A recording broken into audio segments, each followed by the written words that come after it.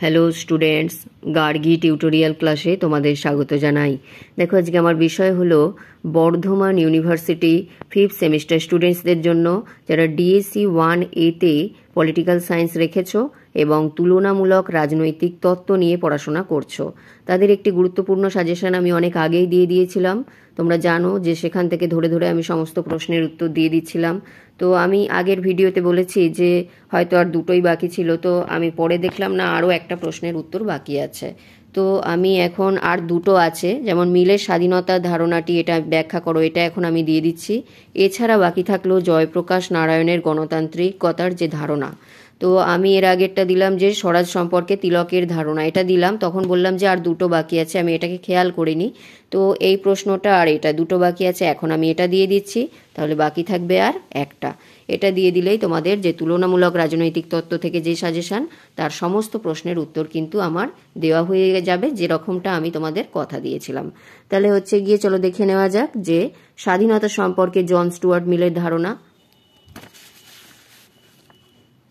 এভাবে বলবে তোমরা, মিলের রাষ্ট্রচিন্তার একটি গুরুত্বপূর্ণ দিক হলো তার স্বাধীনতা সংক্রান্ত ধারণা।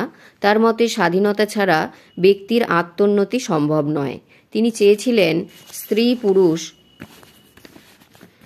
পুরুষ নির্বিশেষে সকলের আত্মোন্নতি। তাই তিনি উপযোগিতার নীতি অপেক্ষা স্বাধীনতার উপর বেশি গুরুত্ব আরোপ করেছেন। তিনি বলেছেন যে যদিও সমাজের সুখের জন্য স্বাধীনতা প্রয়োজন, তথাপি উপযোগিতার প্রেক্ষিতে স্বাধীনতাকে ব্যাখ্যা করা যায় না, কারণ উপযোগিতার নীতি অপেক্ষা স্বাধীনতা অধিকতর মৌলিক। এখানে চলে আসবে মিলের ব্যাখ্যা অনুযায়ী অগ্রগতির প্রধান উৎস হলো স্বাধীনতা। তার মতে উপযোগবাদ এবং বাস্তবায়নের ও প্রাপ্তির অপরিহার্য উপাদান হলো স্বাধীনতা। পয়েন্টের নাম দেবে চিন্তা ও মত প্রকাশের স্বাধীনতা। মিলের মতে কোনো অধিকার যখন সবাই ভোগ করতে পারে, তখন সংখ্যাগরিষ্ঠের অধিকার সুরক্ষিত হয়। তিনি বলেন প্রতিটি ব্যক্তির বাক স্বাধীনতা রয়েছে। তিনি ব্যক্তির চিন্তা করার এবং অনুসন্ধান করার ও নিজস্ব মতামত প্রদানের অধিকার স্বীকার করেছেন। এরপর এখানে চলে আসবে নেতিবাচক ও ইতিবাচক স্বাধীনতা। এটা খুব ইম্পর্ট্যান্ট একটা পয়েন্ট।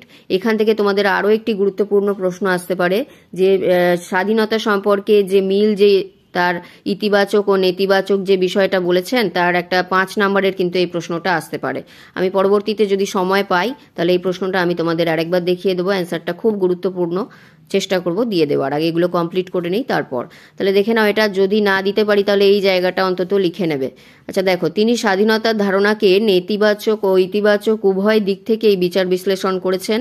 নেতিবাচক অর্থে স্বাধীনতা হলো কোনো অনিচ্ছুক ব্যক্তির ওপর আত্মসুরক্ষা ছাড়া অন্য ক্ষেত্রে সমাজের বল প্রয়োগ করার কোনো অধিকার নেই।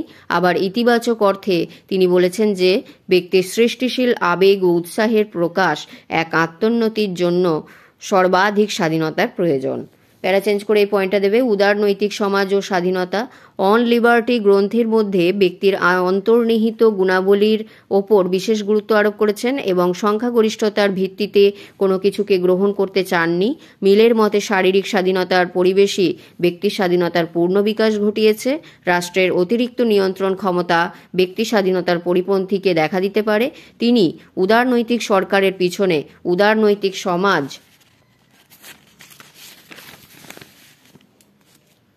গঠনের আবেদন জানিয়েছেন। তিনি প্রকৃত সহনশীল জনমত গঠনের জন্য দৃষ্টিভঙ্গির পার্থক্যকে মূল্য দেওয়া এবং নতুন চিন্তাভাবনাকে স্বাগত জানানোর ওপরে গুরুত্ব আরোপ করেছেন। তিনি বিশ্বাস করতেন মানুষের ক্রীড়াশীল সঙ্গত সমাজের পরিবর্তন ঘটাতে পারে। সব স্বাধীন মানুষকে স্বাধীন মনের অধিকারী করে তুলতে হবে। এরপর মূল্যায়নে বলবে, দেখো এখানটা ভালো করে খেয়াল করো, অধ্যাপক বার্কার মিলকে স্বাধীনতা সম্পর্কে অন্তঃসার শূন্য বক্তা হিসেবে উল্লেখ করেছেন বার্কার। আর স্যাভাইনের মতে মিলের স্বাধীনতা সম্পর্কিত ব্যাখ্যা রাজনৈতিক নিপীড়ন থেকে মুক্তি নয়। তাহলে এরা দুজন সমালোচনা করেছেন। এদের সমালোচনার সত্ত্বেও ওয়েপার প্রমুখ মিলের স্বাধীনতা তত্ত্বের গুরুত্বপূর্ণ অবদান উল্লেখ করেন। প্রসঙ্গত একথা অনস্বীকার্য যে মিলের যাবতীয় ভাবধারার সমসাময়িক প্রয়োজন প্রবণের তাগিদে উদ্ভূত হয়েছিল, যা বর্তমান সময়কে উপেক্ষিত করেছে।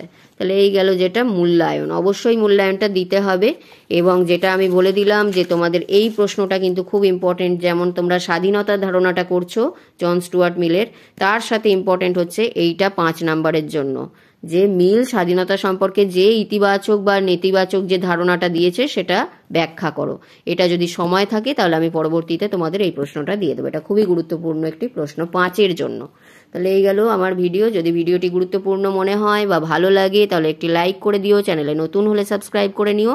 দেখা হচ্ছে আবার পরের ভিডিওতে।